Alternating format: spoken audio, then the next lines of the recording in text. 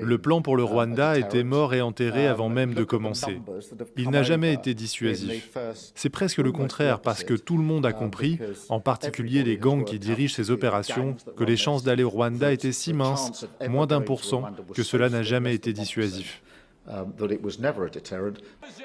Dès ses premières heures de travail en juillet 2024, le Premier ministre britannique Keir Starmer mettait un terme à un accord signé avec le Rwanda pour l'accueil de migrants expulsés du Royaume-Uni. L'accord avait été négocié en 2022 par le Premier ministre d'alors, le conservateur Boris Johnson. Ce plan prévoyait un accueil au Rwanda de migrants expulsés de Grande-Bretagne, avec promesse d'une nouvelle vie et accueil, par exemple, dans ce type de chambre d'hôtel. Mais il n'a jamais été réellement mis en place. Mais surtout, ce projet avait entraîné une indignation générale sur le plan moral et juridique, puisque déclaré illégal, notamment par la Cour suprême britannique, le Rwanda étant jugé non sûr pour les demandeurs d'asile.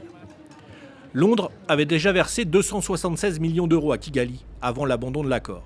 57 millions d'euros supplémentaires devaient être transférés en avril pour solde de tout compte. Et ce sont ces millions qui manquent aujourd'hui selon les autorités rwandaises.